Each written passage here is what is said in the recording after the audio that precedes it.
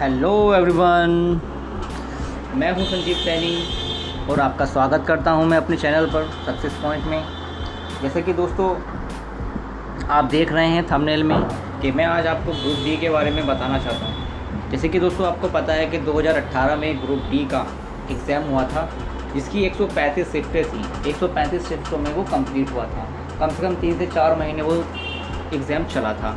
और वो किसने लिया था? वो टीसीएस ने ही लिया था, जो हमारी एग्ज़ाम कंडक्टर एजेंसी है, उसी ने इसको लिया था। और वो इस साल भी ग्रुप डी का एग्ज़ाम लेने वाली है। तो दोस्तों मैंने एक एक क्वेश्चन ग्रुप डी की 135 शिफ्टों में से एक एक क्वेश्चन छाटा है ज्योमेट्री और मेंसुरेशन के। इसलिए पहले मैं ज्योमेट्री लेकर आता, ज्योमेट्री आपको बताने वाला हूँ, उसके बाद मैं आपके लिए मेंसुरेशन के सवाल बताऊँगा। क्योंकि दोस्तों ये एडवांस लेवल एक ऐसा लेवल होता है जिसमें बच्चे सबसे ज़्यादा कंफ्यूज होते हैं कि इसमें क्या करना है। क्योंकि इसमें फॉर्मूले इतने सारे होते हैं, थ्योरम इतनी सारी होती हैं कि लोगों को आसानी से ये याद ही नहीं हो पाती जब तक उनकी ठीक से प्रैक्टिस ना हो। तो दोस्तों आज मैं आपको एक एक क्वेश्चन के साथ 3 से 4 थ्योरम बताऊंगा, क्योंकि हर एक क्वेश्चन में एक नई से नई थ्योरम छिपी हुई है और मैं आपको सारी क्लियर कराता जाऊँगा। दोस्तों इसमें कम से कम 100 से 150 सवाल होंगे ज्योमेट्री के, जो मैंने इकट्ठे किए हैं। ठीक है, हर एक शिफ्ट में एक सवाल, किसी में 2 सवाल ज्योमेट्री के ज़रूर हैं। और ज्योमेट्री को बस आप जो मैं बता रहा हूँ बस इतने कर जाना, क्योंकि इन्हीं सवालों में से सारी थ्योरम आपकी मिल जाएंगी ज्योमेट्री ग्रुप डी में जो है। ठीक है, बस इतना कर लेना, आपके लिए बहुत होगा। तो बस दोस्तों शुरू करते हैं। देखिए किस तरह के सवाल हैं, मैं आपको दिखा देता हूँ।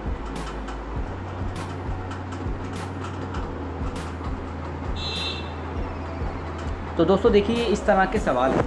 दोस्तों देखिए किस तरह का सवाल दिया है ग्रुप डी में, जबकि ये एसएससी के लेवल का सवाल है, लेकिन एसएससी ऐसे सवाल नहीं पूछता है कथन निष्कर्ष में।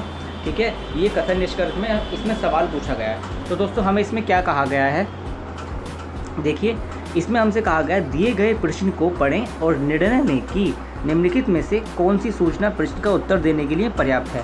जैसे कि दोस्तों आप देखते हैं कि कुछ कथन निष्कर्ष दिए होते हैं, कुछ कुत्ते कुछ बिल्ली हैं, इस तरह के कुछ कथन निष्कर्ष दिए होते हैं। तो दोस्तों ये उसी तरह का एक सवाल है कि इसमें 2 हमें कथन दिए हैं, 2 सूचनाएँ दी हैं, और हमें बताना है कि इसमें से 1 से ही आंसर हो जाएगा या 2 से ही आंसर हो जाएगा, ये 1 और 2 दोनों को मिलाकर आंसर मिलेगा, या फिर इन दोनों से किसी से भी आंसर नहीं आएगा। 4 ऑप्शन दे रखे हैं। ठीक है, तो दोस्तों हमने सबसे पहले हमने सवाल देखा। यदि हम सिर्फ ए को लेते हैं, 2 को अभी भूल जाते हैं, इस वाले 2 को अभी भूल जाते हैं। यदि हम सिर्फ ए को लेते हैं तो हमें क्या एंगल ए सी भी निकालना है ना।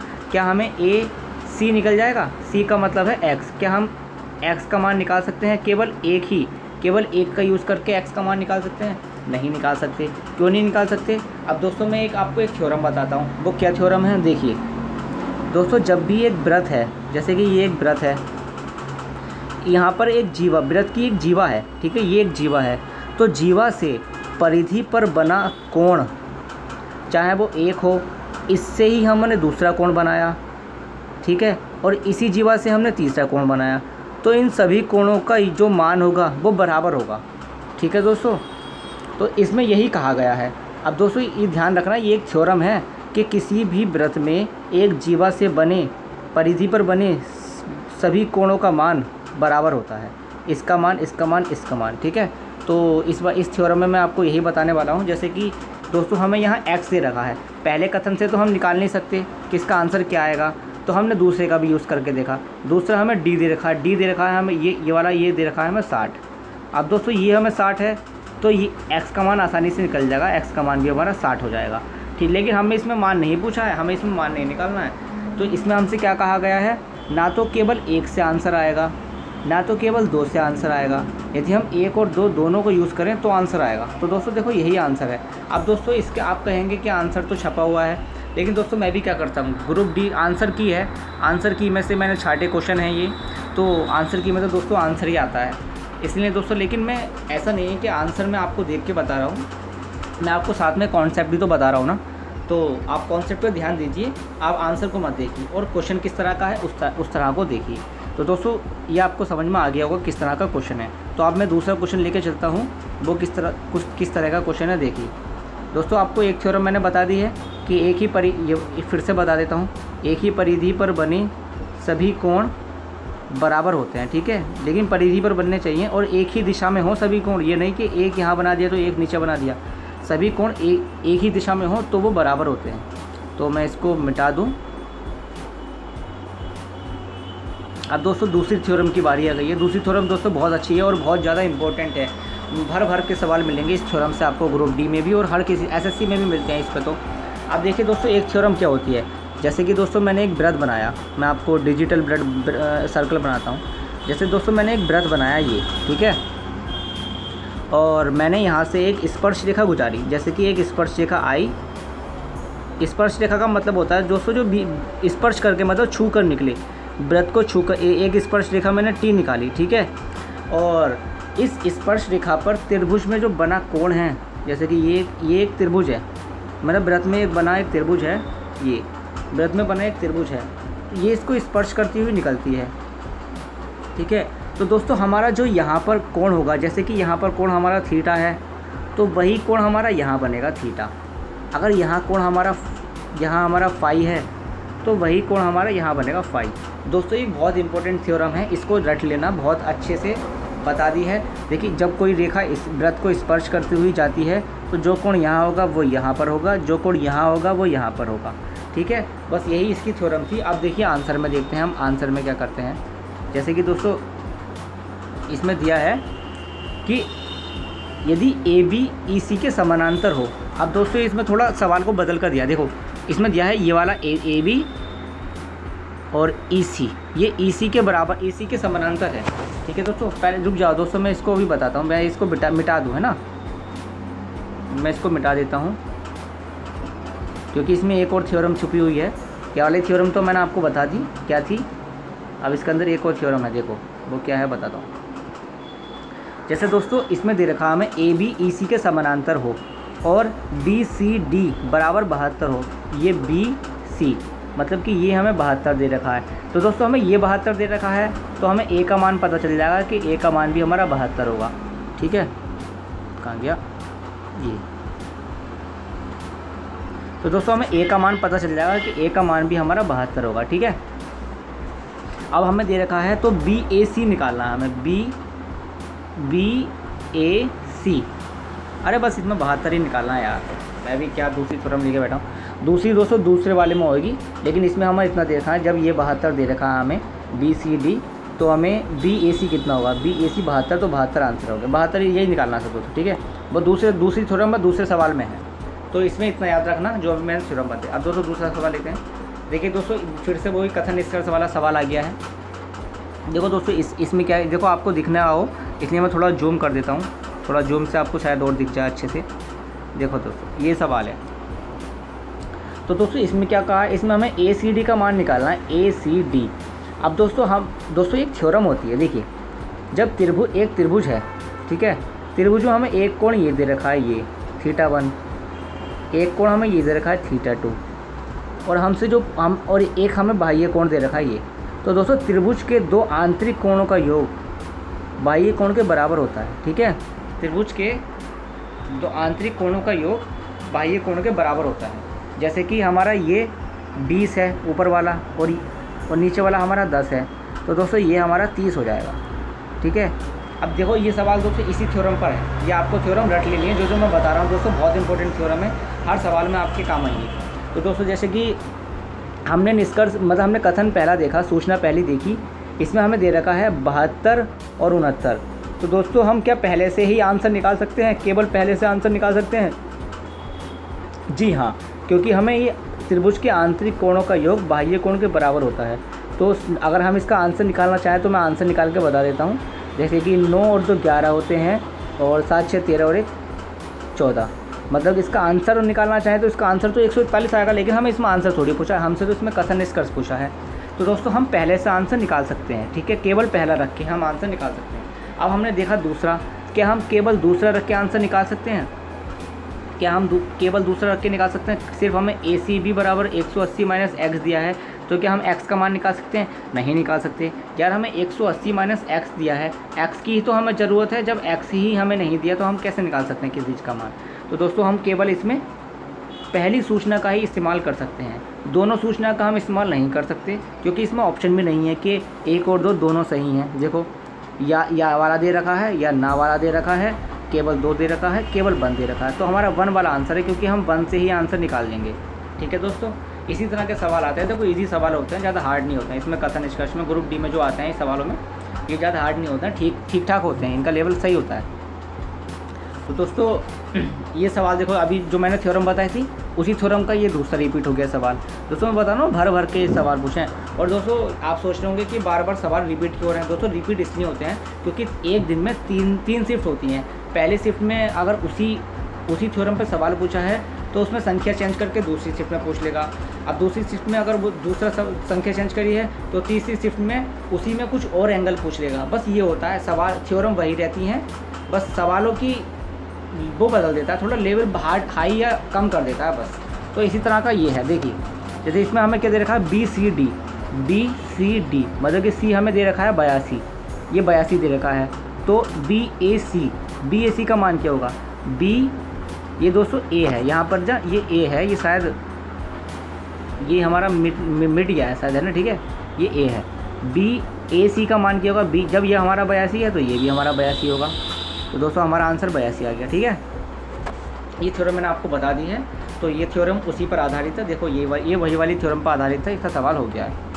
अब दोस्तों ये सवाल है, देखो दोस्तों इसके अंदर आपको कितना मज़ा आएगा। इसके अंदर आपको एक नई थ्योरम पता चलेगी, वो क्या होती है।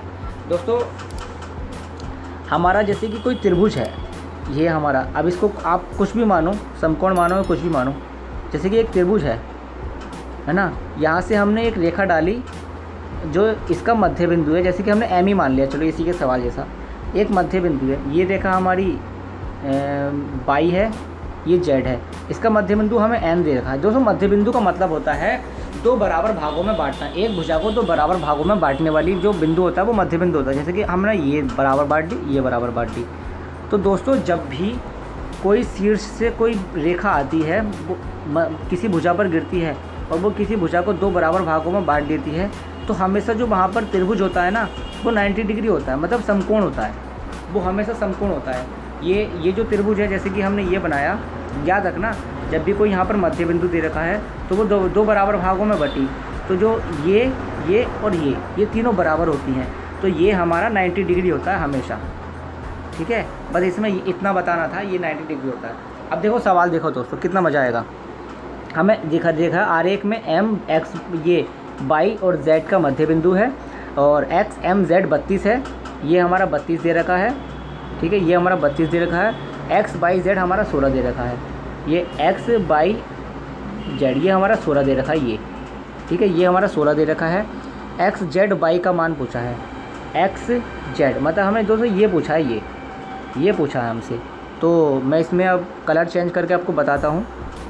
हमसे Z पूछा है। ठीक है, एक बात बताइए दोस्तों, ये हमें 16 दे रखा है, ये हमें 16 दे रखा है। ये जब ये बराबर हो जाती हैं रेखाएं दो, क्योंकि मध्य बिंदु है तो बराबर भागों में बढ़ जाएगा, ये बराबर हो जाती हैं तो ये हमारा 90 डिग्री होता है। तो दोस्तों 90 और 16 कितने हो गए हमारे, 106। अब 106 है बचे। ठीक है, लेकिन हमारे त्रिभुज है, ये पूरा बन तो त्रिभुज ही रहा है ना, ये बन तो पूरा त्रिभुज रहा है। त्रिभुज के तीनों कोणों का योग आंतरिक कोणों का कितना होता है, 180 होता है। अब 106 तो हमारा 2 का ही मान हो गया। तो तीसरे का क्या होगा दोस्तों, तीसरे का होगा 74। 180 में से 106 घटाएंगे तो 74 बचेगा। ठीक है दोस्तों, तो ये इसका आंसर हो गया। था ना लाजवाब क्वेश्चन। इसका तो 32 का तो कोई काम ही नहीं आया दोस्तों हमारा, इसका ये तो फालतू में हमें उलझाने के लिए देते हैं 32। जब हमें ये वाली थ्योरम पता है तो 32 का कोई काम नहीं है, वरना लोग दूसरे तरीके से करते इस सवाल को, तो भाई उनके शायद टाइम लग सकता था। लेकिन दोस्तों जो मैंने आपको तरीका बताया, आप तो बस उस तरीके से करिए इस सवाल को। तो दोस्तों नेक्स्ट सवाल करते हैं। जैसे कि दोस्तों ये दी गई आकृति में, दोस्तों इसमें ऑप्शन छिपा रखे हैं क्योंकि ये क्वेश्चन है तो ग्रुप डी का, लेकिन ये मैंने अभी लिया है। ये मैं क्वेश्चन कर रहा था एक बार अनअकैडमी पर, तो वहाँ पर देखा था ये सवाल, वहाँ पर कुछ सवाल करा रहे थे वो, लेकिन है तो ये ग्रुप डी का ही, लेकिन मैंने वहाँ से लिया। देखो मैं आपसे झूठ नहीं बोलूँगा क्योंकि ये आंसर की में ऐसा सवाल नहीं है। ठीक है, तो ये सवाल मैं आपको बताना चाहता हूँ। ये दोस्तों वही थ्योरम आ गई जो मैंने स्टार्टिंग में आपको बताई थी। कौन सी थ्योरम बताई थी, वही कि एक स्पर्श रेखा है। देखो एक आकृति में AOB सीधी रेखा है जो AOC AOC इसमें 67 है। BOC का समद्विभाजक दोस्तों BO और ये C, BOC का समद्विभाजक हमारा D दे रखा है। ये समद्विभाजक का मतलब होता है दोस्तों जैसे कि ये कोण है, यहाँ से गई इस 2 भागों में बांटने वाला। समद्विभाजक होता है 2 भागों में बांटने वाला, मतलब कि ये पूरा थीटा था तो इसको थीटा में बांट दिया, इसको 2 भागों में बांट दिया, बराबर भागों में बांटने वाला समद्विभाजक उसे कहते हैं। तो BOC का द्विभाजक है OD BOC का द्विभाजक है, का मान बताना है। तो दोस्तों हमें किसका मान बताना है इसमें, BO, ये इसका मान बताना है, ये कितना होगा BOD, ठीक है। तो कैसे करेंगे दोस्तों इस सवाल को। अब एक बात बताइए दोस्तों, ये हमारा 67 है, ये हमारा ये द्विभाजक है, ये OD हमारा द्विभाजक है, 2 भागों में बांट रहा है पूरे कोण को। तो दोस्तों ये दोनों कोण बराबर ही तो होंगे, क्योंकि 2 द्विभाजक का मतलब ही होता है दो समान भागों में बांटना।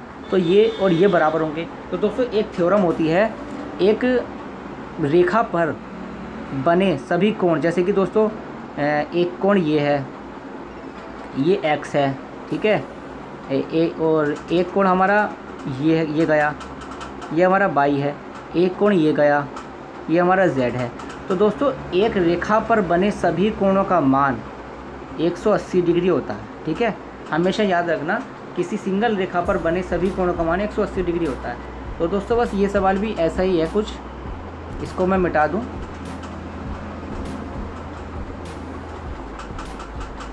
ये दोस्तों ऐसा ही सवाल है, जैसे कि दोस्तों ये 67 है, 67 प्लस ये 2 थीटा जुड़ गया, ये पूरे का मान इसका 180 के बराबर है, 180। तो दोस्तों हमने 67 घटाया जब, तो 2 थीटा का मान निकलेगा हमारा कितना, 10 में से 7 गए 3 और 17 में से 6 गए 11। तो थीटा बराबर आ जाएगा हमारा, 2 से काटेंगे, 2 पंजे 10, 1 इधर गया, 2 छिक्का 12 और 56.5। तो दोस्तों ये हमारा आंसर आएगा इसका 56.5, ठीक है दोस्तों। इस तरह से ये काम करना था। तो दोस्तों यहाँ पर भी आपको एक कॉन्सेप्ट पता चल गया, ठीक है। हर सवाल में एक नया कॉन्सेप्ट है दोस्तों, हर सवाल में आप जितने क्वेश्चन करेंगे आपको उतने कॉन्सेप्ट याद होते रहेंगे, ठीक है। बस एक जो मैं वीडियो बता रहा हूँ अब ज्योमेट्री की प्रीवियस ईयर की, आप इस वीडियो को पूरा देखना, जब आपको अच्छा लगेगा कि हाँ, और आपको अगर अच्छी लगे तो दोस्तों प्लीज़ इसको सब्सक्राइब कर देना और लाइक कर देना, और आपके दोस्तों को जिसको भी ये ज़रूरत हो इसकी उसको शेयर कर देना। तो दोस्तों नेक्स्ट सवाल पे चलते हैं। जैसे कि दोस्तों देखो कितना ख़तरनाक सवाल है दोस्तों, बहुत ही अच्छा सवाल लगा मुझे ये, इसीलिए मैंने इसका स्क्रीनशॉट अपनी PDF में ऐड किया है, ठीक है। ये भी ग्रुप D में ही आया है दोस्तों सवाल, कौन से सिस्टम में आया ये तो मुझे पता नहीं, लेकिन ये ग्रुप D का ही सवाल है। अब दोस्तों ये कैसे होगा सवाल, देखो ये चित्र तो बड़ा अटपटा सा लग रहा है, सोचेंगे आप कैसे होगा कैसे नहीं होगा, लेकिन दोस्तों बहुत ही ईजी सवाल है, क्योंकि मैं इसके बारे में आपको बताना चाहता हूँ कुछ। अब दोस्तों देखो, जब 2 रेखा आपस में एक दूसरे को प्रतिच्छेद करती हैं ना, आपस को जिस बिंदु पर वो मिलती हैं, उस बिंदु से ये वाला कोण, ये वाला कोण, ये बराबर होते हैं। जैसे कि ये और ये बराबर होंगे, ठीक है, और ये बराबर होंगे। इनको दोस्तों हम शीर्षाभिमुख कोण कहते हैं, शीर्षाभिमुख कोण। जब 2 रेखा प्रतिच्छेद करें तो आमने सामने के कोण बराबर होते हैं। तो दोस्तों इसी तरह से ये सवाल है दोस्तों, जैसे कि हमारा ये 75 है। अब दोस्तों ये रेखा और ये रेखा काट रही हैं बीच में, तो ये 75 है, तो ये हमारा ये भी 75 हो गया, ठीक है। अब ये रेखा और ये रेखा आपस में काट रही हैं, अब ये 40 है तो ये हमारा 40 हो गया, ठीक है। अब दोस्तों ये बन गया एक त्रिभुज, देखो ये बन गया एक त्रिभुज, ये मैं रेड कलर से ले लेता हूँ, आपको दिखाई देगा। देखो दोस्तों ये एक त्रिभुज बन गया, ये और ये एक त्रिभुज बन गया। तो त्रिभुज के तीनों कोणों का 180 डिग्री होता है। तो 75 और 40 कितने हो गए, 115 हो गए 75 और 40। अब दोस्तों 115 हो गए 75 और 40, त्रिभुज के तीनों का कोण योग 180 डिग्री होता है। तो 180 में से हमने 115 घटाया तो कितना बचा, 10 में से 5 गया 5 और 17 में से 11 गया 6, मतलब कि दोस्तों ये हमारा 65 आ गया, ठीक है, ये हमारा 65 आ गया। अब दोस्तों इसमें वही थ्योरम काम आ गया, जैसे कि त्रिभुज किसी रेखा पर बने सभी कोणों का योग 180 डिग्री होता है। अब दोस्तों ये आपको एक रेखा दिख रही होगी, ये वाली, ये एक रेखा दिख रही है, तो इस पर बने सभी कोणों को 180 डिग्री होगा, मतलब कि 65 प्लस a। तो दोस्तों 65 प्लस a बराबर 180 डिग्री है। अब दोस्तों a का मान निकालना है, तो 180 में से 65 गए तो कितना बचेगा, 115। तो दोस्तों इसका आंसर हमारा कितना आएगा, 115। 2 थ्योरम पता चल गए इसके अंदर आपको, एक तो शीर्षाभिमुख कोण वाली ठीक है। और दूसरी लीनियर हाँ रेखिक कोण जो होते हैं, रैखिक कोण कहते हैं दोस्तों इसको, ये रैखिक कोण होता है, ठीक है, 180 वाला। अब दोस्तों नेक्स्ट सवाल, दोस्तों ये बहुत ही ज़्यादा अच्छा सवाल है क्योंकि इसके अंदर बहुत सारी थ्योरम काम में आने वाली हैं, जो मुझे तो बहुत ही अच्छा सवाल लगा दोस्तों ये, इसलिए मैंने इसको इसमें ऐड कर लिया। अच्छे सवाल करता हूँ दोस्तों मैं भी, ठीक है। अब दोस्तों देखो इसमें इस क्वेश्चन में क्या कहा गया है, इसमें हमसे कहा गया है कि उपरोक्त आकृति में BAE बीच वाला कोण जो होता है ना दोस्तों उसको लेते हैं, ठीक है। ए का मान दिया है हमें 30, तो दोस्तों ये हम बाहर लिख देता हूँ, तो ठीक है दोस्तों, ये हमारा 30 दिया है। और ABE ये B दिया है दोस्तों हमें 80 डिग्री, ये हमें 80 डिग्री दिया है।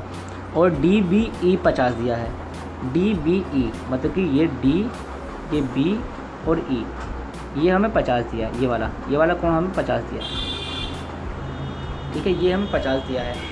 अब दोस्तों हमें करना क्या है इसमें देखिए दोस्तों कैसे करना है, ये 80 है, ये 30 है, तो दोस्तों त्रिभुज के तीनों कोणों 180 डिग्री होता है, तो ये हमारा 70 डिग्री हो गया, ठीक है।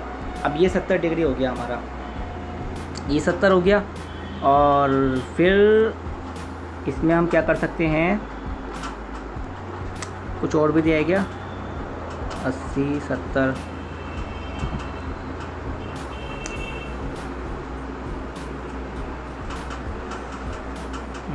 हाँ ठीक है दोस्तों, देखो समझ में आ गया दोस्तों, ये 80 है, देखो ये 80 है, ये 50 है, ये 50 है, ठीक है। 8 5 13 मतलब कि 130, ये 130 है, तो दोस्तों ये वही बन गई ना 180 वाली रेखिक युग्म बन गई, रेखिक युग्म से ये 50 हो जाएगा, ये 50 हो गया, ठीक है, ये 50 हो गया। अब दोस्तों ये क्या बन गया, ये बन गया, एक वृत्त में बने परिधि पर बने सभी कोण बराबर होते हैं, जैसे कि इधर वाला कोण ये है तो ये भी बराबर होगा।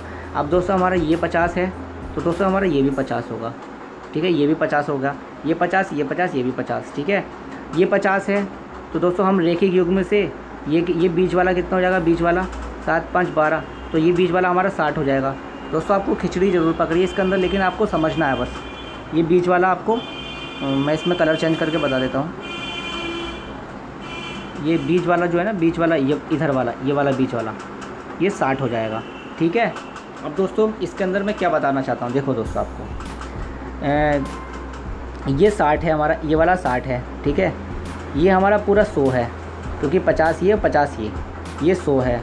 तो दोस्तों ये हमारा त्रिभुज के तीन कोणों का 180 डिग्री होता है ना, तो ये हमारा कितना हो जाएगा 100 और 60 कितना होगा 160, तो दोस्तों ये कितना हो जाएगा हमारा, ये हमारा 20 हो जाएगा, क्योंकि त्रिभुज के तीनों कोणों का 180 डिग्री होता है, तो इसका आंसर 20 आ जाएगा। तो दोस्तों इसको एक बार मैं फिर से बता देता हूँ, क्योंकि आपको मुझे पता है आपको इसमें कुछ समझ में नहीं आया होगा ये किस तरह का है, इसमें ज़रा जो कुछ ज़्यादा ही खिचड़ी पक गई है, तो इसको मैं बता देता हूँ, थोड़ा जूम करके बताता हूँ इस सवाल को मैं आपको।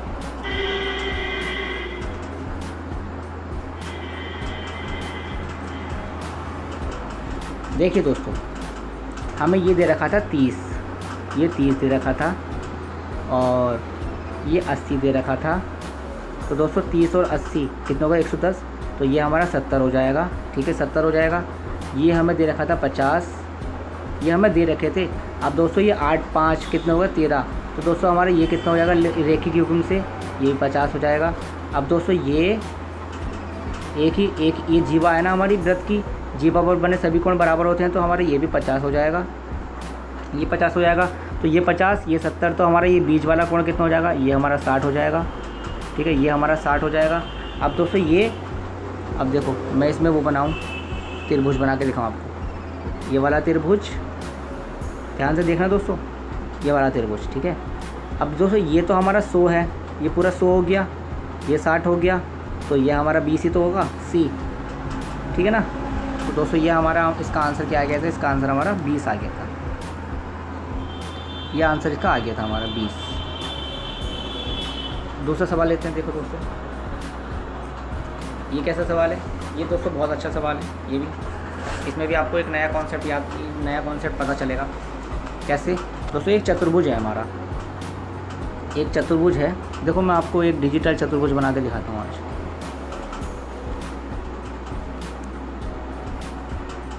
एक चतुर्भुज हमारा ये PQRS एक चतुर्भुज है, ठीक है। PQRS एक चतुर्भुज है जिसमें से हमारा S हमारा 90 डिग्री है। ये वाला जो S है ये हमारा 90 डिग्री है, 90 डिग्री। P Q R और S हमें क्या दे रखा है, एक वृत्त क्रमशः A B और C D पर PQ QR RS और SP किनारों को स्पर्श करता है। मतलब दोस्तों एक वृत्त है। अब दोस्तों ये मैंने आयत थोड़ा ज़्यादा चौड़ा बना दिया, लेकिन इसमें हमें वृत्त फिट करना है, ठीक है। ये एक वृत्त है, ठीक है। अब ये एक वृत्त है, ये किस पे स्पर्श करता है, A B C D इन बिंदुओं पर स्पर्श करता है। तो दोस्तों ये हमारी जो देखो दोस्तों हमें ये 90 डिग्री दे रखा है। अब दोस्तों QA क्या कह रहा है, हमारा 27 दे रखा है, QA हमारा 27 दे रखा है, और ये QR हमें ये पूरा हमारा 38 दे रखा है, इतने बीच का ये पूरा 38 दे रखा है, यहाँ तक ये हमारा 38 दे रखा है, और नीचे वाले RS हमें 25 दे रखी है, ये वाली लाइन हमें 25 दे रखी है, ठीक है, ये हमें 25 दे रखी है। तो दोस्तों एक थ्योरम होती है, उसे मैं आपको बता देता हूँ, लेकिन थोड़ा इसको छोटा कर देता हूँ पहले, जब बताता हूँ उस थ्योरम को आपको। देखो दोस्तों एक वृत्त है, जैसे एक वृत्त है, इस वृत्त से यदि कोई स्पर्श रेखा ऐसे जाती है और एक स्पर्श रेखा ऐसे जाती है, ठीक है, तो वो दोनों बराबर रेखाएं होती हैं। यहाँ ये वाले हिस्से जो होते हैं ये दोनों बराबर हिस्से होते हैं, ठीक है। इसमें यही कहा गया दोस्तों, देखो एक ये वृत्त है अंदर, यहाँ से एक स्पर्श रेखा ये गई और यहाँ से स्पर्श रेखा एक ये गई, ठीक है। ये दोनों स्पर्श रेखा का मान के चलो, तो दोस्तों ये हमारे ये और ये बराबर होंगे। कलर चेंज कर लेता हूँ मैं, बराबर होंगे। जैसे ये 27 है तो ये हमारा 27 हो जाएगा, 27 है, लेकिन ये पूरी दे रखी है हमारे 38 दे रखी है, तो ये कितना हो जाएगा हमारा 3 8 3 11, तो ये वाली BR हो जाएगा हमारा 11। अब ये 11 है तो दोस्तों यहाँ पर भी तो यही थ्योरम लग रही है कि ये स्पर्श रेखा हो गई एक वृत्त की, ये हमारा वृत्त है, तो ये 11 है तो हमारा ये भी 11 हो जाएगा। अब दोस्तों ये 11 है, अब 11 है तो ये 25 है, तो हमारा S और C के बीच जो हिस्सा होगा वो कितना हो जाएगा हमारा 14 हो जाएगा, ठीक है, 14 हो जाएगा। अब दोस्तों हमें बस S 90 डिग्री दे रखा है, बाकी का हमें पता नहीं बाकी कितने डिग्री के दे रखे हैं। जब S एक 90 डिग्री दे रखा है, इसका मतलब ये है दोस्तों, ये इस तरह से दे रखा है, S हमें 90 डिग्री दे रखा है। तो दोस्तों वृत्त के बीच में तो केंद्र होता है, केंद्र से हम उसकी परिधि पर जो रेखा खींचते हैं वही तो त्रिज्या होती है। जैसे कि ये R है, यहाँ से लेकर यहाँ तक कर रहा है तो ये भी R है, ठीक है। अब जब दोस्तों ये 14 है तो ये भी 14 ही होगा हमारा, ठीक है। दोस्तों ये 14 है तो ये इसके बराबरी तो है, ये 90 डिग्री में, तो ठीक है। तो हमारी त्रिज्या क्या होगी दोस्तों, R बराबर 14, ऐसे निकला ये आंसर। आपको समझ में आ गया होगा दोस्तों, एक बार करके देखना कि मैं आपको वैसे बता दूं, किसी वृत्त में दो स्पर्श रेखा ऐसे जाती हैं तो ये तो कोण होते हैं, बराबर होते हैं। इसमें हमने ये करा है, जैसे यही तो करा है, इसमें ये 27 है तो ये भी 27 हो गया, ये पूरी 38 थी तो 38 में से 27 गए तो 11, ये 11 हो गया, ये 11 है तो ये भी 11 हो गया।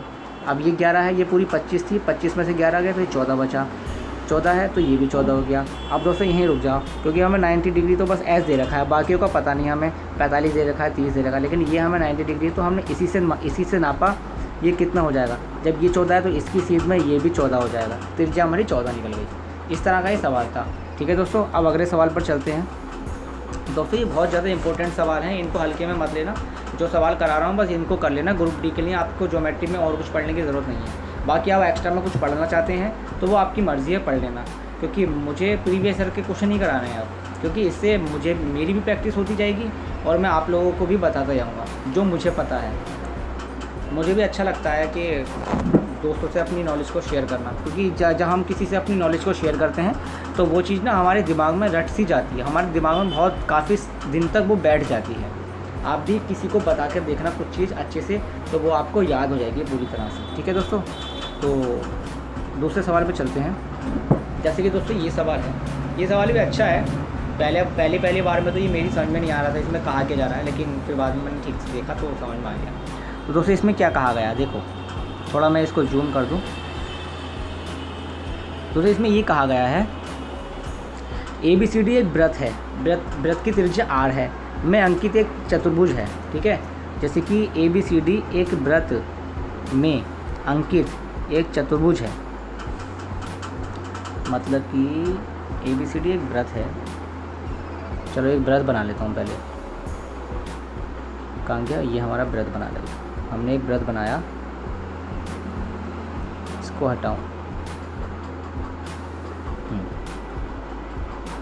तो ये हमारा एक वृत्त है, वृत्त में अंकित एक चतुर्भुज है।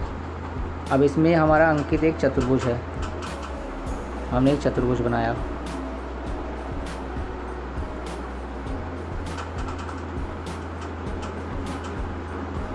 हमने एक चतुर्भुज बना लिया। ठीक है, चतुर्भुज है, एक चतुर्भुज है DAB, ABCD ABCD, DAB दे रखा है, DAB और BCD कोणों के द्विभाजक। दोस्तों मैंने बताया था आपको द्विभाजक क्या होता है, जो बीच में से काटता है, दो समान कोणों में बांट देता है, बीच में से काटने वाली रेखा द्विभाजक होती है। तो दोस्तों DAB का द्विभाजक, जैसे कि यहाँ से एक द्विभाजक गया यहाँ तक, D तक, और ये वृत्त को X पर काटता है, ये वृत्त को X पर काटता है। ठीक है, अब हमसे क्या कहा गया, BCD के द्विभाजक। अब मैं BCD को दूसरे रंग से दिखा देता हूँ, ये BCD का द्विभाजक, BCD का द्विभाजक हमारा यहाँ से गया यहाँ तक, ये किस पे काटता है, ये बाई पर काटता है, ये बाई पर काटता है, बाई पर वृत्त को प्रतिच्छेदित करता है। तो सीधी रेखा XY की लंबाई क्या होगी। दोस्तों एक वृत्त हो तो उसका केंद्र तो बीच में ही होता है ना, केंद्र तो बीच में होगा। तो दोस्तों ये हमारी जो त्रिज्या होगी, ये तो पूरा तो यहाँ से यहाँ तक का तो व्यास हो गया। ठीक है, ये त्रिज्या r होगी, ये त्रिज्या r होगी। ठीक है, ये त्रिज्या r होगी। हमसे कहा गया x और y पर वृत्त को प्रतिच्छेद करता है, तो XY की लंबाई पूछी है। तो दोस्तों x यहाँ पर आ गया, ठीक है, और y हमारा यहाँ चला गया, तो पूरी XY की लंबाई कितनी हो गई, ये वाला r और ये वाला r, कितनी हो गई हमारी XY की लंबाई 2r। इस तरह का सवाल था दोस्तों, तो इसका आंसर 2r आ गया। ठीक है दोस्तों, आपको समझ में आ गया होगा कि मैंने कैसे करा है। ठीक है, कुछ था नहीं इसमें इतना कुछ, बस चित्र बनाना था थोड़ा, बस बाकी समझ में आ जाएगा। दोस्तों जैसे कि अब एक ये सवाल है, ये भी काफ़ी बार पूछा जाने वाला रिपीटेड क्वेश्चन है। ये थ्योरम काफ़ी अच्छी है दोस्तों, इसको देखिए ज़रा दोस्तों किस तरह का ये सवाल है। नीचे दिए गए वृत्त में जीवा AB, तो दोस्तों आपको मैं डायरेक्ट इसी से करवा देता हूँ, मैं क्या पढ़ूँ सवाल को। देखिए इसमें कहा गया है कि जीवा AB जो है, AB को स्पर्श रेखा D के साथ बिंदु D पर मिलने के लिए बढ़ाया गया है। AB को बढ़ाया गया है D पर मिलने के लिए, इस वाली AB को बढ़ाया गया है। यदि AB बराबर 6 है, ये हमें 6 दे रखी है, AB हमें 6 दे रखी है, और BD हमें 2 दे रखी है, तो D की लंबाई बतानी है, इसकी लंबाई बतानी है हमें। ठीक है, तो दोस्तों एक फॉर्मूला होता है, फॉर्मूला का एक थ्योरम होती है। जैसे कि ये एक वृत्त है, यहाँ से ये A है हमारा, ये B है, यहाँ से एक स्पर्श रेखा आती है, ये तो हमारी छेदन रेखा है, ये स्पर्श रेखा आती है, D पर मिलते हैं, ये दोनों D पर मिलते हैं, ये स्पर्श रेखा हमारी T है, ये दोनों D पर मिलते हैं। तो दोस्तों ये क्या होती है, सूत्र होता है एक DA इंटू DB बराबर ये इसका स्क्वायर होता है DT स्क्वायर। दोस्तों ये थ्योरम होती है, इसको याद रख लेना, एक सूत्र होता है दोस्तों, इसी पर ये आधारित है। ठीक है, कैसे आधारित है, देखो इसमें हमें क्या दे रखा है, DA। दोस्तों DA पूरा कितना हो गया हमारा, 6 और 2 8, DA हमारा 8 हो गया, इंटू DB, ये वाला DB हमारा कितना हो गया, ये हमारा 2 हो गया, बराबर DT स्क्वायर मतलब कि x स्क्वायर। ठीक है, तो 8 दूनी 16, तो x का बराबर कितना आ जाएगा, 4। तो दोस्तों इस थ्योरम पर यह आधारित सवाल था, इसका आंसर हमारा 4 आ गया। ठीक है, अब दूसरे सवाल पे चलते हैं। दोस्तों ये सवाल भी अच्छा है, देखो इस सवाल को भी मैं आपको चित्र से आसानी से बता दूंगा।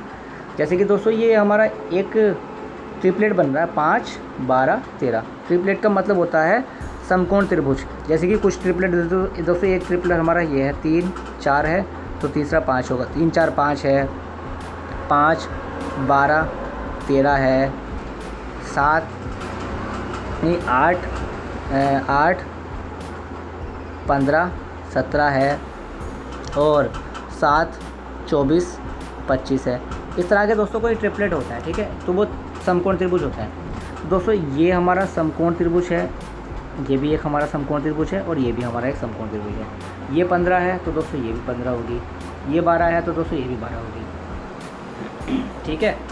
अब कैसे करना है दोस्तों? दोस्तों ध्यान से देखिए, मैं कलर चेंज करके बताऊँ आपको। दोस्तों ध्यान से देखिए, ये इतने बीच का, ये एक आयती तो है, इतने बीच का तो एक आयती है, ठीक है। तो आयत का क्षेत्र हमसे पूछा है, समांतर चतुर्भुज, इस पूरे चतुर्भुज का, इस वाले ये जो पूरा दे रखा है ये, इसका हमसे क्षेत्रफल पूछा है। तो पहले आयत का क्षेत्रफल निकाल लो, 15 गुणा 12 कितना हो गया, 15 दूनी 30, 15 एकम 15 और 3 100, ये हो गया 180। तो 180 तो हमारा आयत का क्षेत्रफल आ गया, ठीक है। अब हमसे देखा कि ये समकोण त्रिभुज है, ये है और एक ये है, दोनों ही बराबर हैं, दोनों ही बराबर हैं, क्योंकि यहाँ 5 है, ये भी 5 होगा, ये 13 है तो ये भी 13 होगा, ठीक है, दोनों ही बराबर है। तो हमने क्या करा, 2 गुना कर दिया, 2 गुणा त्रिभुज का क्षेत्रफल कितना होता है 1/2, आधार कितना है हमारा 5, इंटू ऊंचाई कितनी है हमारी 12, 2 छिक्का 12, तो 6 पंजे 30, 30 दूनी 60, तो ये समकोण त्रिभुज निकला हमारा 60। तो दोस्तों हमारा इन दोनों का जो एडिशन होगा कितना हो जाएगा 240। बस दोस्तों हमें ये करना था, कितना हो गया 240 आंसर आ गया, ठीक है दोस्तों। बाकी आप इसका स्क्रीनशॉट ले लेना इन सवालों का। चलो मैं सवाल पे से ये मिटा देता हूँ, अब इसकी स्क्रीनशॉट ले लेना किस तरह का ये सवाल था, ठीक है। ये दोस्तों इस तरह का सवाल था। जैसे कि दोस्तों ये अगला सवाल है, ये कैसा सवाल है देखिए, इस सवाल को भी देख लीजिए आप। जैसे कि 2 लंबवतीय शंकु को उनके आधारों से जोड़कर निम्न संरचना बनाई गई है, जिसके आधार की त्रिज्या 5 सेंटीमीटर है, और इस संरचना की कुल लंबाई दे रखी है 24। इस संरचना का कुल आयतन घन सेंटीमीटर में कितना होगा? पाई का मान दे रखा है 3.14, ठीक है। तो दोस्तों इस सवाल को हम कैसे करेंगे, देखिए दोस्तों, ये दोस्तों ये इस चित्र को देख के मत डरिए कि इस चित्र कैसा दे रखा है, ये बहुत आसान सवाल है। जैसे कि दोस्तों हमारे एक शंकु होता है, जैसे कि आपने देखा होगा आइसक्रीम खाई होगी कौन वाली, तो ये एक शंकु होता है, ठीक है। यदि हम नीचे भी इसके जैसे एक शंकु बना दें, जैसे कि ये, तो ये कुछ इस तरह की आकृति दे रखी है, मतलब कि 2 शंकु को आपस में जोड़ा गया है, ठीक है।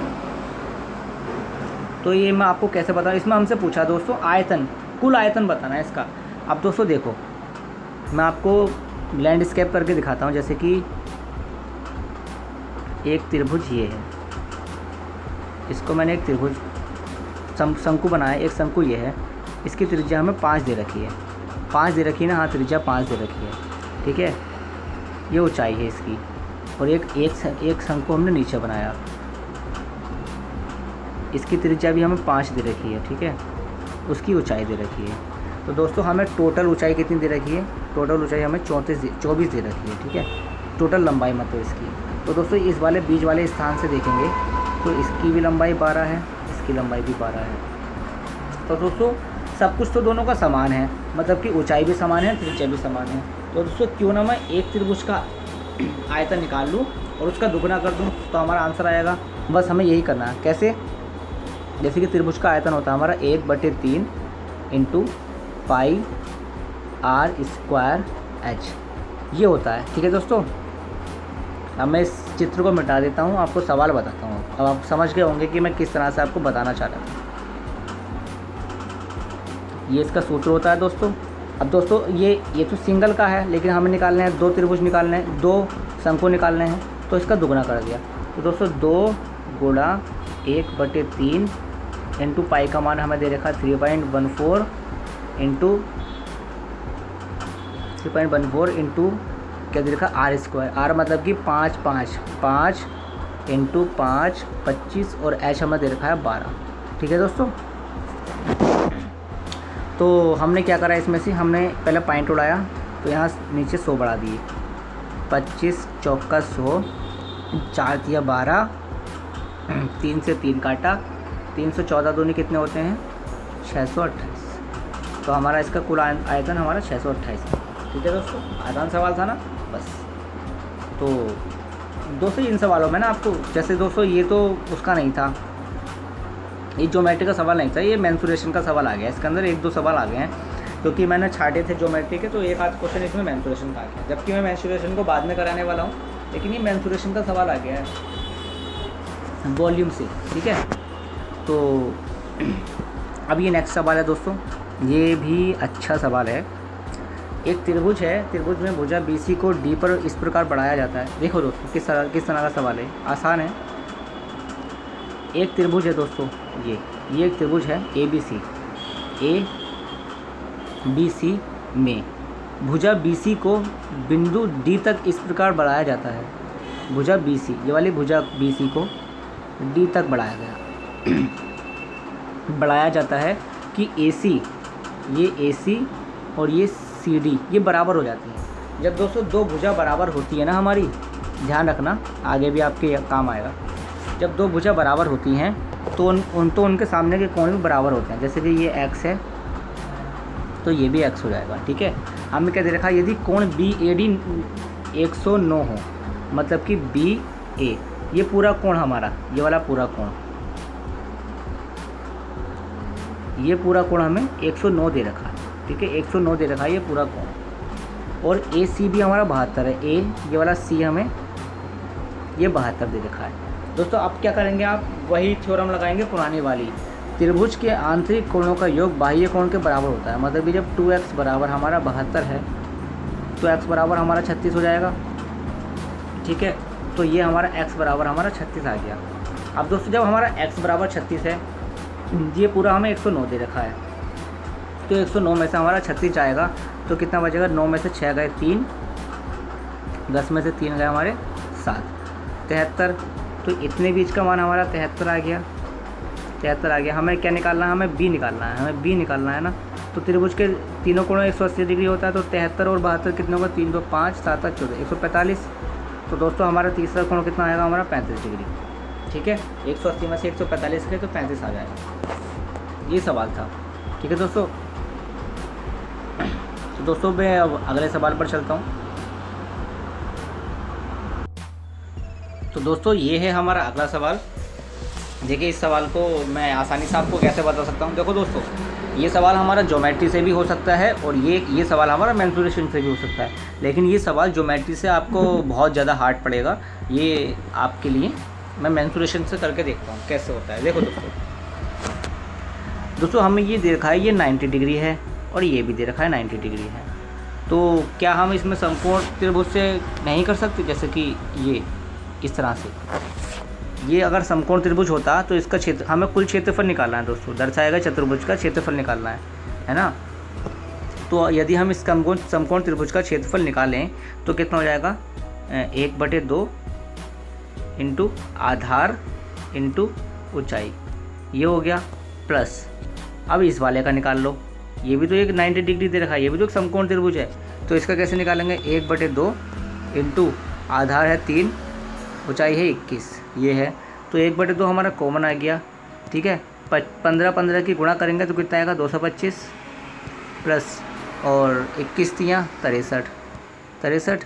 अब हमने इसे जोड़ा, 5 3 8, 6 2 8 और 2 इंटू 1/2, 2 से काटा, 2 एकम 2, 2 चौकार 2 चौकार, तो कुल मिला के इसका क्षेत्रफल दोस्तों कितना आ गया, 144। आसान था सवाल। देखें तो मुझे जो आसान तरीका लगा मैंने वो आपको बता दिया, आप भी इसी तरीके से जाना है समकोण त्रिभुज से इसको करना। तो नेक्स्ट सवाल ये है हमारा। देखिए दोस्तों, यदि किसी समकोण त्रिभुज का एक न्यून कोण 55 डिग्री है तो दूसरा न्यून कोण कैसे होगा। दोस्तों न्यून कोण का मतलब क्या होता है, न्यून कोण का मतलब होता है हमारा 0 से 90 डिग्री के बीच का कोण, मतलब कि 90 डिग्री से कम का कोण। जैसे कि ये हमारा 90 डिग्री है तो इससे कम के कोण, जैसे कि ये सब हमारे न्यून कोण होते हैं। ठीक है दोस्तों, आपको मैं कॉन्सेप्ट बताता हूँ इसलिए चल रहा हूँ ताकि आपको भी जो हर एक सवाल से एक अलग ही नॉलेज आपको हो जाए। ठीक है, तो दोस्तों समकोण त्रिभुज है हमारा, एक समकोण त्रिभुज का एक न्यून कोण, मतलब कि समकोण त्रिभुज हमारा ये है। समकोण त्रिभुज का मतलब ही हमारा होता है 90 डिग्री। ठीक है, तो समकोण त्रिभुज का हमारा एक कोण हमारा 55 डिग्री है, जैसे कि हमारा ये दोस्तों 55 डिग्री है। तो तीसरा कितना हुआ दोस्तों, कितना हलवा सा सवाल ना, ये 90 है, ये 55 है, तो दोस्तों हमारा कितना हो गया, ये 5 9 5 14, 145 तो हमारा यही हो गया। तो तीसरा कितना हो जाएगा 35 डिग्री। 180 में से 145 जाएंगे तो हमारा 35 डिग्री आएगा। ठीक है दोस्तों, ये इस तरीके का सवाल था। तो अगला सवाल क्या है? अगला सवाल दोस्तों हमारा ये है, एक नियमित अष्टभुज के आंतरिक कोणों और एक नियमित द्वादश भुज के आंतरिक कोणों के माप का अनुपात कितना होगा। तो दोस्तों आंतरिक कोण, अष्टभुज हो, समकोण हो, कुछ भी हो, मतलब कि सम बहुभुज वाला ये वो है, मतलब सवाल है। ठीक है, मतलब आंतरिक कोणों का योग कितना होता है। देखो दोस्तों, आंतरिक कोणों का योग होता है, त्रिभुज का आंतरिक कोणों का योग होता है 2n - 4 × 90 डिग्री। ये होता है आंतरिक कोणों का कुल योग। यदि हमसे पूछे आंतरिक कोण, प्रत्येक आंतरिक कोण का मान कितना होगा, तो हम n से भाग कर देते हैं। बस ये होता है हमारा प्रत्येक आंतरिक कोण का मान योग। तो हम इसमें कैसे, इसमें हमें अनुपात में निकालना है। एक नियमित अष्टभुज, अष्टभुज का मतलब है 8 भुजाओं वाला, मतलब n की जगह हमें n बराबर हमें 8 रखना होगा। ठीक है, n बराबर हमें 8 रखना होगा, n बराबर हमें 8 रखना होगा। आंतरिक कोणों और एक नियमित द्वादश, द्वादश का मतलब होता है द्वा और 10, मतलब कि 10 और 2 12। तो यहाँ पर हमें n2 बराबर हमें रखना होगा 12। तो हम कैसे करेंगे, पहले और कोणों के माप का अनुपात निकालना है, मतलब कि 2n, ये वाला फॉर्मूला लगाएंगे दोस्तों दोनों में। 2n का मतलब 8 दूनी 16, 16 में से 4 गए, कितने बचे 12 × 90 बटे n मतलब 8। ठीक है, और बटे अब आपके दे रखा है द्वादश भुज, द्वादश भुज का मतलब 12, 12 दूनी 24, 24 में से 4 गए हमारे 20 इंटू कितना आएगा 90 डिग्री, 90 बटे कितना n बराबर क्या रखा 12। तो दोस्तों ये आया हमारा। अब दोस्तों हम इसको अनुपात में बदलेंगे, तो जैसे कि मैं आपको बताऊं, बराबर 12 × 90 तो हमारा ऐसे ही रहेगा, बटे 8, तो ये हमारा ऊपर चला जाएगा 12 बटे ये कितना हो जाएगा हमारा 20 × 90। तो दोस्तों हमारा 90 से 90 कट जाएगा। ठीक है, और 4 दूनी 8, 4 तियाँ 12, 12 और 2 छिक्का 12, 2 तिया 6, 2 ढाई। ठीक है, ये हो गया। तो 3 तिया 9, मतलब इसका आंसर कितना आएगा 9 बटे 10। ये अनुपात आ जाएगा दोस्तों इसका। दोस्तों ये सवाल में मैंने कैलकुलेशन करी है, इसीलिए आपको ये इस तरह का ऐसा सवाल लग रहा है, वरना ये इस सूत्र पर ही है। दोनों में एक बार हमने 8 वाला लगा दिया अष्टभुज का आंतरिक कोणों का योग, एक बार हमने द्वादश का लगा दिया आंतरिक कोणों का योग। तो इनका हमने बटे कर लिया, एक बार इसका एक बार इसका, बस उसको सॉल्व करा है, हमारा रेशियो निकल आएगा। ठीक है, तो इस तरह का ये सवाल था, इसको याद रख लेना दोस्तों। प्रत्येक आंतरिक कोण का योग निकालने के लिए, आंतरिक कोण का योग निकालने का ये सूत्र होता है, फॉर्मूला होता है। ठीक है दोस्तों, एक ये सवाल है हमारा, ये भी अच्छा सवाल है। देखो ABCD एक वृत्त पर बना एक चक्रीय चतुर्भुज है। ABCD एक वृत्त पर बना, तो दोस्तों हम डिजिटल वृत्त बनाते हैं। जैसे कि दोस्तों ABCD एक वृत्त पर बना हमारा वृत्त है, ये वृत्त है हमारा। वृत्त में बना एक चक्रीय चतुर्भुज है, चक्रीय चतुर्भुज, जैसे कि हमारा चक्रीय चतुर्भुज हमने यहाँ से लिया, चक्रीय चतुर्भुज बन गया, फैंटास्टिक एकदम मस्त वाला।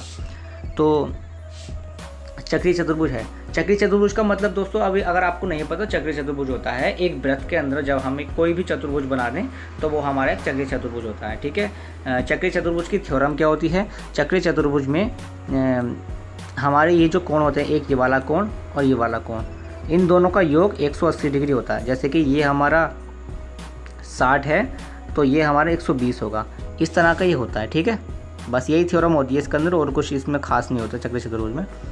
तो एक वृत्त पर बना चक्रीय चतुर्भुज जिसका एक विकर्ण AC है, जैसे कि हमारा ये A, B, C और D है।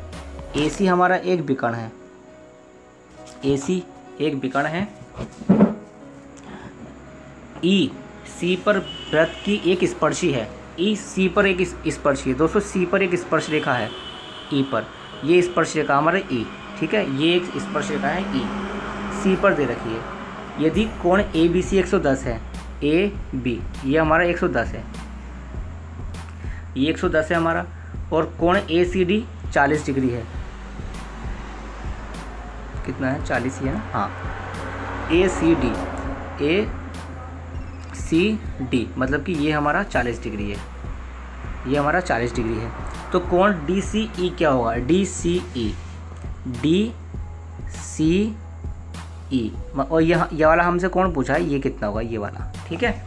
तो दोस्तों मैंने आपको स्टार्टिंग में एक थ्योरम बताई थी कि जब भी कोई वृत्त है उसके अंदर एक त्रिभुज है, उससे एक स्पर्श रेखा जाए तो ये वाला कोण हमारा इसके बराबर होता है, ये वाला कोण हमारा इसके बराबर होता है, ठीक है।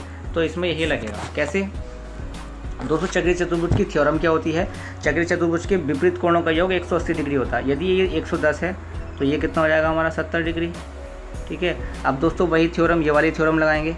जब ये 70 है तो ये हमारा कितना हो जाएगा, ये हमारा 70 डिग्री हो जाएगा, ये भी 70 डिग्री हो जाएगा, ठीक है।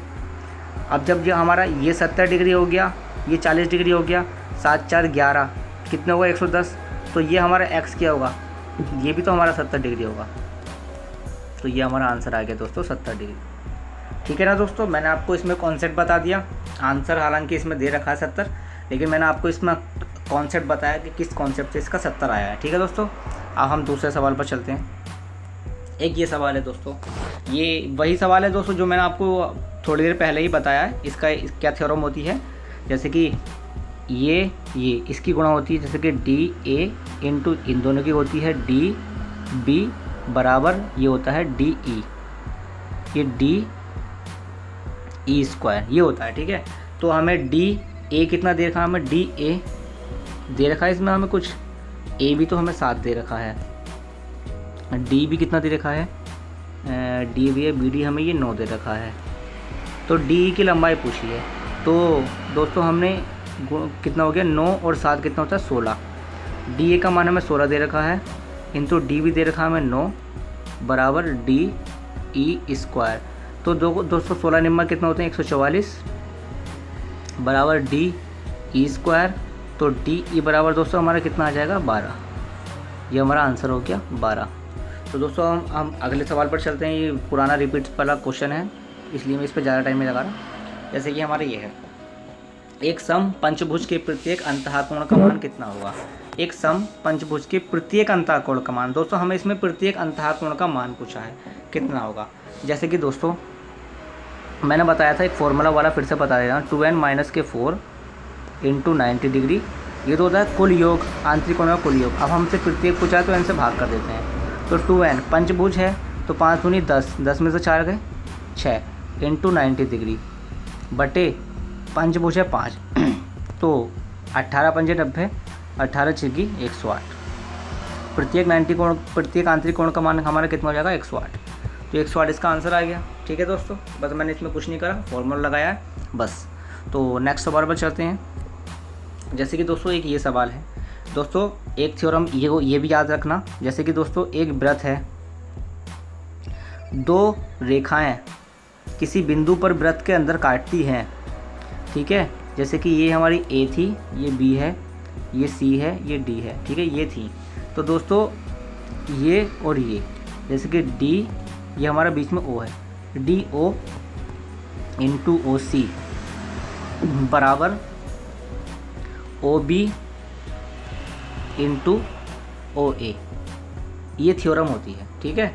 इसको याद रख लेना, ये इसकी एक थ्योरम है, इसी पर ये सवाल है। जैसे कि हमें दे रखा है AE, इसमें हमें O की जगह E दे रखा है। AE हमें कितना दे रखा है, AE हाँ ये दे रखा, AE हमें 5 दे रखा है, 5 इंटू BE दे रखा है हमें 15 बराबर CE दे रखा है हमें 25 और हमसे पूछा क्या है DE, हमसे DE पूछा है, ठीक है। तो 5 पंजे 25, 5 3 15, तो D बराबर हमारा दोस्तों 3 आ गया ना, ठीक है। तो दोस्तों ये थ्योरम थी, इसको याद रख लेना, बाकी सवाल आसान है, ठीक है। तो दोस्तों फिर से उसी थ्योरम का देखो सवाल आ गया फिर से। इसमें क्या दे रखा है, इसमें हमें दे रखा है AE हमें 4 दे रखा है इंटू BE हमें 15 दे रखा है बराबर CE हमें 2.5 दे रखा है।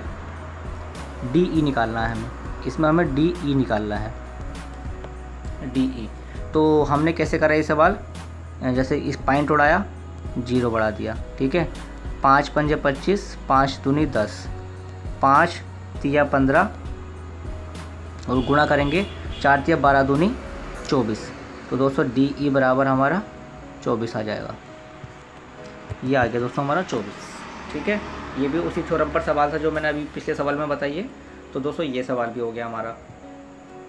एक सवाल ये है, दिए गए वृत्त में रेखा AB को, दोस्तों आप कहेंगे कि रिपीट क्वेश्चन आ रहे हैं, रिपीट क्वेश्चन आ रहे हैं। दोस्तों बस यही चलता है, SSC हो रेलवे हो सब रिपीट क्वेश्चन पूछते हैं।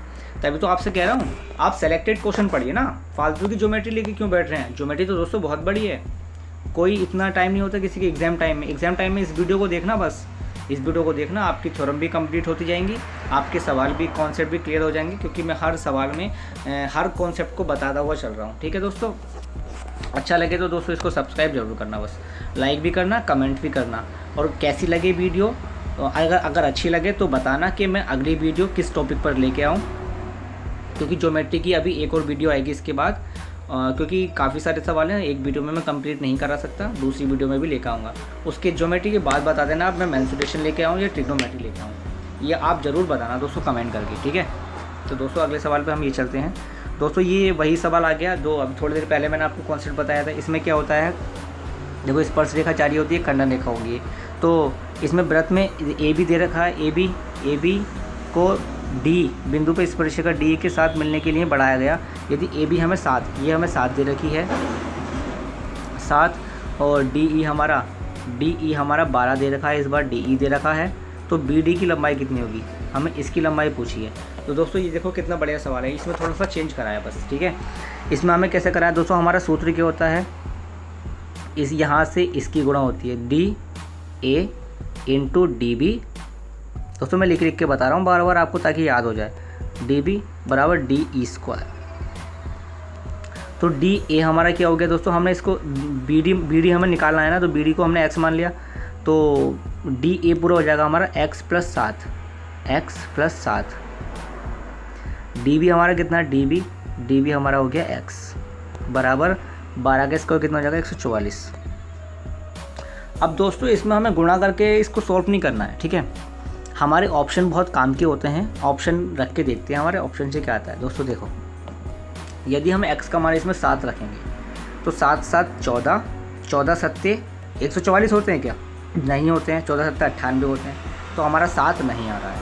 हमने 9 रख के देखा, 9 7 कितने होते, 16, 16 निम्मा 144। तो दोस्तों हमारा x बराबर 9 आ गया। सेटिस्फाई होते ही हमारा आंसर आ जाएगा, x बराबर 9 आ गया, ठीक है दोस्तों। आपको शुरू से स्टार्टिंग से रख के देखना है, जो आपका सेटिस्फाई हो जाए वो ही आपका आंसर आएगा।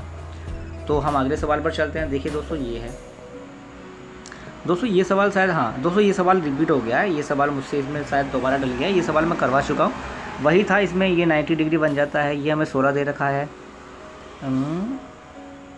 ये थोड़ा अलग है, ये यही है, हाँ दोस्तों वह थोड़ा अलग है, इसमें ये 14 दे रखा है, वहाँ 16 दे रखा था, ठीक है। तो दोस्तों हमारा ये M मध्य बिंदु दे रखा, मध्य बिंदु का मतलब ये 2 बराबर भागों में, ये हमारा 14 दे रखा है, तो ये हमारा समकोण होता है जब मध्य बिंदु पे 2 रेखा है, आप बराबर भागों में काटें, ये 90 हो गया दोस्तों। 90 और 14 कितने हो गए हमारे, 104 हो गया। तो ये Z कितना हो जाएगा, Z हो जाएगा हमारा 76 डिग्री, 180 में से 104 आएंगे 76 डिग्री, ठीक है दोस्तों। पुराना रिपीटेड क्वेश्चन था तो इसलिए मैंने जल्दी बता दिया। दोस्तों ये क्वेश्चन हमारा ये है, इसमें हमें दोस्तों ये भी अच्छा सवाल है कैसे, TU, ये TU और PS, ये पूरा का पूरा PS, ये हमें समांतर ये समांतर रेखा है, और बिंदु Q और R PS पर स्थित हैं, PQT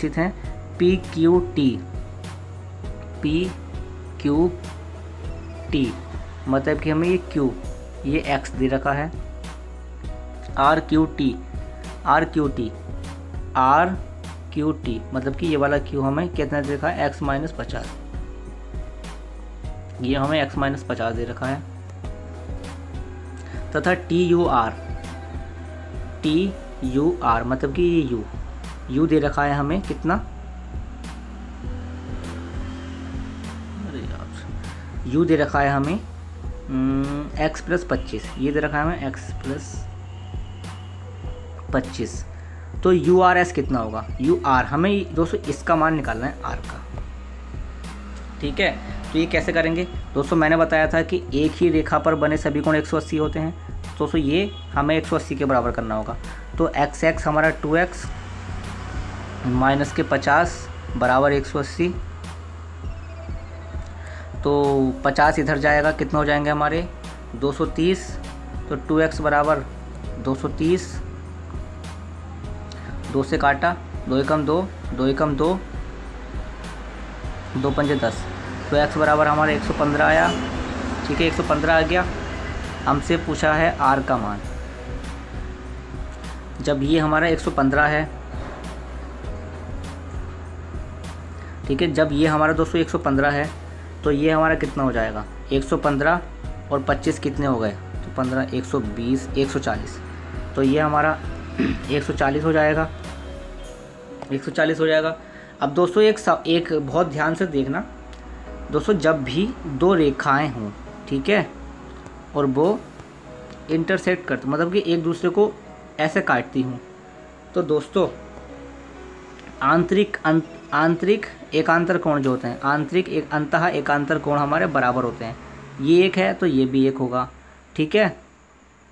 मैं आपको इसमें दोस्तों 3 कॉन्सेप्ट बताता हूँ। देखो, ये तो पहला कॉन्सेप्ट था। सवाल तो आपको समझ में आ गया होगा, ठीक है। जब ये दो रेखा हमारी बराबर होती हैं तो आंतरिक कोण हमारे, ये आंतरिक अंतः एकांतर कोण जो होते हैं एक हो गया। अब दोस्तों जैसे कि ये दो रेखाएं हैं आपस में काटती हैं, तो हमारे संगत कोण जैसे कि ये और ये, यदि ये 2 है तो ये भी 2 हो जाएगा, ठीक है। इस तरह का ये संगत कोण होते हैं। अब दो रेखाएं दोस्तों हमारी ऐसे करके काटती हैं ये, तो बाह्य एकांतर कोण एक ये है तो ये इसके बराबर हो जाएगा। जैसे कि ये 3 है तो ये 3 के बराबर हो जाएगा। एक और होता है दोस्तों, जैसे कि एक ये रेखा और ये रेखा ऐसे काटती हैं, तो हमारे जो वो युग्म होते हैं, अंतः युग्म जो होते हैं, जैसे कि ये वाला कोण और ये वाला कोण, इन दोनों का योग हमारा 180 डिग्री होता है। जैसे कि ये 4 है, ये 4 है, इन दोनों का योग हमारा 180 डिग्री होता है। अब दोस्तों जैसे कि ये दे रखा है ये और ये 3 है, ये 3 है, तो ये बीच में से काटती है, ये होते हैं हमारा शीर्षाभिमुख कोण। ये तो मैं बता चुका हूँ आपको। तो दोस्तों ये 4 कॉन्सेप्ट होते हैं, आपको ज़रा याद रखना है। अब हमें इसमें क्या दे रखा था, TUPS हमारा समांतर दे रखा था, ये और ये समांतर है। तो दोस्तों देखो ध्यान से देखना, ये समांतर है और ये वाली समांतर है। हमें ये मैंने कहा था, जब दो समांतर रेखाओं को एक रेखा ऐसे काटे, ये काट रही है बीच में से, काट रही है ना बीच में से, देखो ये काट रही है। तो दोस्तों जब हमारा ये वाला 140 निकल गया तो ये कितना हो जाएगा, ये S वाला जो होगा हमारा ये हमारा कितना हो जाएगा, 140 हो जाएगा, ठीक है ना, 140 हो जाएगा। तो दोस्तों इसी तरह का दोस्तों फिर से बता देता हूँ आपको, अगर आपको घनचक्कर सा लग गया है इसके अंदर, तो देखो ये थ्योरम तो दोस्तों याद रख लेना। मैं आपको बताता हूँ, अभी रुकिए, फिर से बता देता हूँ इस सवाल को, आपको और अच्छे से क्लियर हो जाएगा इस सवाल।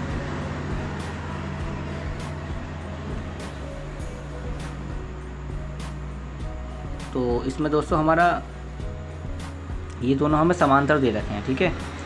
ये वाली लाइन ये और ये हमें समांतर दे रखी है। इसमें हमें दे रखा है PQT x है, ये वाला हमारा, ये वाला Q PQT है, ये x दे रखा है, ये दे रखा है हमारा x प्लस 50। तो हमारा 2x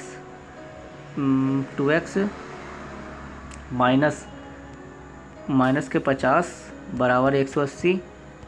तो x बराबर दोस्तों हमारा कितना है, 50, 230, 230 को 2 से करेंगे तो कितना आएगा, 115। x बराबर 115 आया था। तो ये हमारा u था, ये वाला u था, ये u था, ठीक है, u था, ये वाला u था, ठीक है। तो u कितना आ गया हमारा, x प्लस 25 मतलब कि 115 और 25 कितना होगा हमारा 140, ये 140 आया। तो दोस्तों मैंने क्या बताया था, जब दो रेखा ऐसे काटें, इस तरह से काटें, तो जो कोण हमारा ये होगा वही ये वाला होगा। तो दोस्तों हमारा ये 140 है, तो दोस्तों ये हमारा 140 ही तो हो गया, दोस्तों इस तरह से बताया था मैंने अभी ये वाला सवाल, ठीक है, क्योंकि ये दोनों हमारी बराबर थी, ये वाली दोनों रेखा हमारे बराबर थी, ये हमारा ये है तो ये 40 हो जाएगा। इसमें हमसे पूछा है URS, तो हमारा 140 में आंसर है। अब आपको समझ में आ गया होगा ये अच्छे से। फिर से दोस्तों दूसरा सवाल देखते हैं। जैसे कि दोस्तों ये सवाल है 6, 8, 10 भुजाओं वाले समकोण त्रिभुज में परिवृत्त का क्षेत्रफल। दोस्तों कितना आसान सवाल है दोस्तों, बहुत आसान सवाल है ये दोस्तों। 6, 8, 10 मैंने जैसे कि दोस्तों आप एक ट्रिपलेट होता है 3, 4, 5, ठीक है, तो इसका हम डबल करेंगे 6, 8, 10। दोस्तों ये समकोण त्रिभुज होते हैं, मैंने ट्रिपलेट बताया था अभी आपको थोड़ी देर पहले। तो ये समकोण त्रिभुज है, समकोण त्रिभुज है, इसमें हमें भुजाएं दे रखी हैं कौन सी 6, 8, 10 ये दे रखी है। भुजाओं वाले समकोण त्रिभुज का परिवृत्त का क्षेत्रफल निकालना है, परिवृत्त का क्षेत्रफल। तो दोस्तों समकोण त्रिभुज में परिवृत्त के केंद्र, परिवृत्त जो होता है, परिवृत्त का मतलब होता है हमारा, मैं बताता हूँ, परिवृत्त का मतलब होता है जैसे ये इसके ऊपर एक वृत्त बना देना, परिवृत्त का मतलब है। तो परिवृत्त के क्षेत्रफल निकालना मतलब वृत्त का क्षेत्रफल निकालने के लिए हमें पहले त्रिज्या की ज़रूरत पड़ेगी। तो दोस्तों जब हम ये पूरा ये समकोण यहाँ से मिला हुआ है, ये ऐसे करके बीच में ये है, तो दोस्तों ये हमारी त्रिज्या ना हो जाएगी, ये पूरा तो व्यास हो गया, ये 5 और ये 5 हमारी त्रिज्या हो जाएगी, ठीक है। अब हमारी त्रिज्या r बराबर कितनी निकल गई 5, तो इसका क्षेत्रफल कितना हो जाएगा पाई r², पाई तो है ही हमारा, r² हमारा हो जाएगा 25, तो कितना आ जाएगा दोस्तों 25 पाई।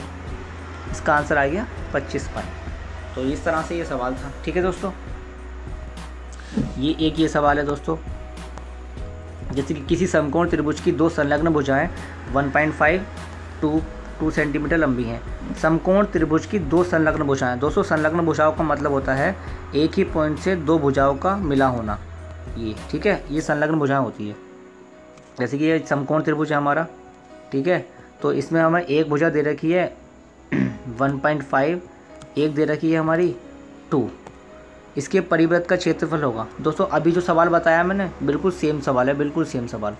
तो इसके परिवृत्त की त्रिज्या हम कैसे निकालेंगे, ये AC/2 करेंगे, AC परिवृत्त की त्रिज्या। किसी समकोण त्रिभुज की दो संलग्न भुजाएं दे रखी हैं, तो हमें ये वाला मान निकालना है। तो कैसे निकालेंगे, जैसे कि 1.5 है, 2 है और मतलब कि 3, 4, 5। दोस्तों देखो ये ट्रिपलेट होता तो बताया था मैंने 3, 4, 5, तो 3 का आधा, 4 का आधा, 5 का आधा, तो ये हमारा कितना हो जाएगा 2.5, ये हमारा 2.5 आ गया। अब 2.5 का जब हम आधा करेंगे, 2.5 का जब हम आधा करेंगे तो हमारी त्रिज्या आ जाएगी, तो 2.5/2 ये हमारी त्रिज्या आ गई, ठीक है, त्रिज्या आ गई। और क्षेत्रफल कितना होता है पाई r², तो r को हम 2 बार लिख देते हैं पाई, और पाई से गुणा कर देते हैं पाई, ये हमारा पाई है। तो ये दोस्तों हमारा इसका आंसर आ जाएगा। आंसर कैसा आएगा दोस्तों, अगर आपको ये कैलकुलेशन करनी पड़ेगी, आपका 156.5625 पाई आ जाएगा इसका आंसर। आप कर लेना, बस जो मेथड था वो मैंने आपको बता दिया कि हमें ये इस तरह से भी देता है। देखो 1.2 दे रखा है, मतलब कि 3, 4, 5 एक ट्रिपलेट होता है, उसका आधा आधा करके हमने 2.5 निकाला। 2.5 जब हमारा निकल गया तो हमने त्रिज्या कैसे निकालते हैं, त्रिज्या होती है समकोण त्रिभुज में AC/2, आधा कर देते हैं तो त्रिज्या निकल जाती है। त्रिज्या निकल गई तो क्षेत्रफल निकालने में क्या आंसर आ गया हमारा, ठीक है। तो अब दोस्तों ये सवाल है, ये सवाल है एक त्रिभुज ABC में, दोस्तों ये अच्छा सवाल है, बहुत ही अच्छा सवाल है, इसको याद करना पड़ेगा। एक त्रिभुज ABC में DE और F क्रमशः, दोस्तों एक त्रिभुज है, ये एक त्रिभुज है ABC, भुजाओं BC, CA और AB के मध्य बिंदु हैं। BC का D है और CA का हमारा E है और AB का हमारा F है, ये इसके मध्य बिंदु है। मध्य बिंदु का मतलब बताया था दोस्तों मैंने, दो भुजाओं में, समान भुजाओं में बांटने वाले। BE और DF एक दूसरे को X पर काटते हैं। BE, ये BE और DF क्या था BE और DF ये वाला डी एफ, एक दूसरे को एक्स पर काटते हैं, ये एक्स पर काटते हैं, ठीक है। डी ई और सी एफ, डी ई, ये वाला डी ई और हमारा ये जो सी एफ है, ये सी एफ, डी ई और सी एफ हमारा किस पे काटते हैं, ये बाई पर काटते हैं, ये हमारा बाई पर काटते हैं। तो एक्स और बाई कितना होगा, मतलब कि ये जो काटा था ये और ये वाली लाइन, ये लाइन कितनी होगी दोस्तों, बहुत गौर से सुनना। ऐसे सवाल कैसे करते हैं, देखो हमसे ये वाली लाइन पूछी, ये वाली डार्क कर दिए एक्स और बाई। तो दोस्तों ये इस तरह का जब भी कुछ बने, इस चित्र को देख लेना जो मैंने बनाया है। जैसे कि हमें एक त्रिभुज दे रखा होता है, ऐसे दे रखा होगा, ऐसे दे रखा होगा, यहाँ पर ये दो लाइन काटेंगे एक्स वाई। तो ये जो लाइन होती है ना दोस्तों, ये एक्स वाई जो होती है, ये इसकी एक चौथाई होती है, एक चौथाई। इसको हमेशा याद रख लेना कि कितनी होती है, 1/4 into B C, B C की 1/1/4 होती है। इसको दोस्तों आप रट लेना। ये सवाल अच्छा लगा था क्योंकि हर किसी को ये मालूम नहीं होती है कैसे निकलेगी। यहाँ पर x बनेगा, यहाँ बाई बनेगा, और इस लाइन को पूछेंगे तो इसकी 1/4 होगी, बी सी की 1/4 होगी। तो इसलिए हमारा ये बी सी अपॉन, इस तरह से ये आंसर आएगा। वरना आप करते रहना इसको हल, कब तक, जब तक एक सवाल होगा तब तक तो आपका 1 घंटा पूरा हो गया होगा और आप ग्रुप डी से बाहर हो जाएंगे। इसलिए सवालों को स्मार्ट तरीके से करना सीखिए, ये नहीं कि उसकी फुल कैलकुलेशन करें। तो इस तरह से ये सवाल होगा। तो दोस्त कैसे लगे आपको ये मेरे सवाल, ये जो मैंने आपको जो आज सवाल कराए हैं, ये आपको सवाल कैसे लगे बताइए दोस्तों कमेंट करके कि आपको ये आज का सेशन कैसा लगा, जो मैंने आपको ये वीडियो दी है। अगर अच्छा लगा हो तो दोस्तों आप इसको सब्सक्राइब कर देना, लाइक कर देना। बस आज के लिए इतना ही। अगली वीडियो में मैं आपकी ज्योमेट्री के सारे क्वेश्चन करा दूंगा। तो थैंक्स फॉर वॉचिंग दोस्तों। Please like and subscribe and comment. Good bye.